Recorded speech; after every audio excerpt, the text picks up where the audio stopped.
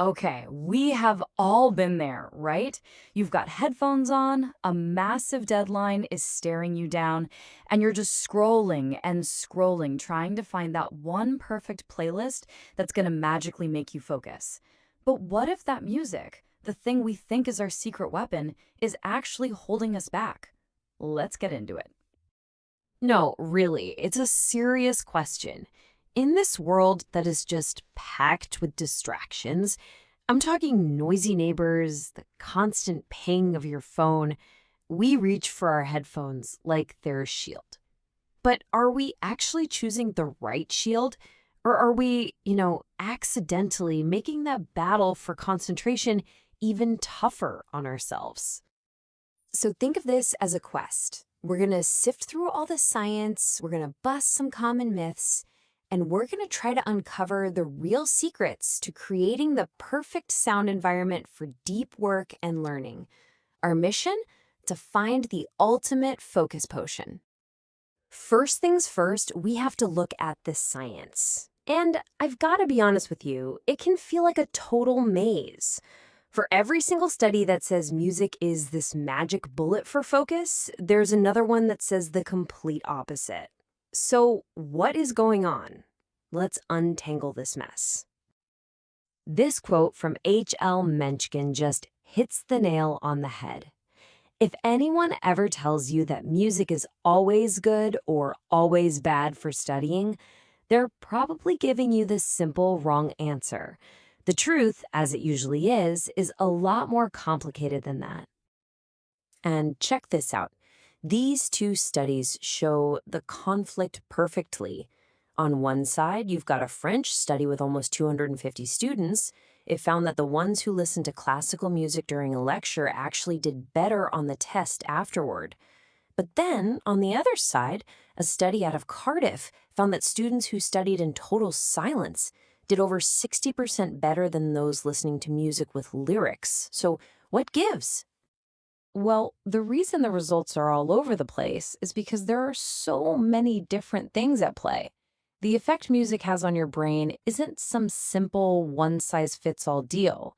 It changes like a lot, depending on what kind of music you're listening to, how hard the thing you're working on is, how loud it is, and yeah, even your own unique personality. Okay, so knowing that the type of sound is what really matters, let's switch gears from the problem to the solution. It's time to build your personal arsenal of sonic tools. Think of it like this. You're choosing the right soundtrack for the right scene in the movie of your workday.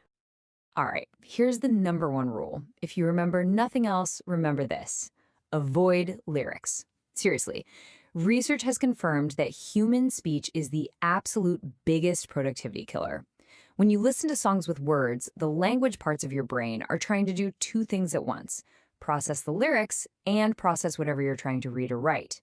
It creates this cognitive traffic jam, and your learning gets stuck. So, what should you be listening to? Well, sonic weapon number one is a huge favorite these days: lo fi beats. Research tells us that music can trigger a release of dopamine. That's the feel good chemical in your brain. The chill, repetitive, and totally non distracting vibe of lo fi can boost your mood, lower your stress, and just create this awesome, calm atmosphere that's pretty much perfect for getting into a flow state. Next up, we have a timeless classic, and for a very good reason. Instrumental classical music, especially stuff from composers like Bach or Mozart, has been shown time and time again to boost our brain power. It's complex enough to keep your mind engaged, but because there are no lyrics, it doesn't cause that traffic jam we talked about. This makes it an amazing choice when you're really trying to tackle difficult, heavy duty work. Our third weapon comes straight from the great outdoors. So, in this one study, researchers put office workers in three different sound environments: just normal office sounds, white noise, and the sound of flowing water. And the results? The workers who listened to the nature sounds were actually the most productive. It turns out that sounds like gentle rain or a running stream are way better at masking those jarring background noises than a simple static hiss. And finally, let's talk about something called colored noise. You've definitely heard of white noise. It's that shh sound, like TV static. But there's also pink noise, which is a bit deeper, kind of like a steady rainfall. And then there's brown noise, which is even deeper, more like a rumbling waterfall. Neuroscientists explain that these steady soundscapes are fantastic for helping your brain ease into a state of deep focus. They basically create this predictable wall of sound that just blocks everything else out. Now, here's where it gets really, really interesting. It's called the Goldilocks Theory. For creative tasks, one study found that complete silence isn't actually the best. A moderate level of ambient noise, think about 70 decibels, kind of like the buzz of a coffee shop, was the absolute sweet spot. Why? Well, it creates something called processing disfluency. Basically, when it's too quiet, your brain just sticks to its normal, boring patterns. But that moderate hum forces your brain to work just a tiny bit harder. And that little bit of extra effort is just enough to jolt you out of your usual way of thinking and spark more creative, out-of-the-box ideas. Pretty cool, right? Okay, I know that was a lot of science, but how do we actually use all this stuff in real life? Don't worry, I got you. Let's pull out your treasure map to focus. A super simple, kind of fun technique that I call the T.A.S.K method. The T.A.S.K method is just a simple 4-step checklist you can run through every single time you sit down to work. It stands for type of task, ambient level, sound selection, and know your goal. Let's break down what each of those means. First up, T is for type of task. Because let's be real, not all work is the same. Are you doing deep, brain-draining work like writing a big paper or trying to wrap your head around a new concept? Or are you doing something more repetitive and logical, like organizing notes or doing math problems you already know how to do? The first one needs intense concentration, while the second one, not so much. Next is A for ambient level. This is just where you ask, how noisy is it around me right now? Is it already pretty quiet, or are you in a loud coffee shop? That answer leads you right into S for sound selection, which is where we match the right tool to the job. As you can see here, for that really deep work, your best bet is silence or maybe some gentle nature sounds, just to keep your brain from getting overloaded.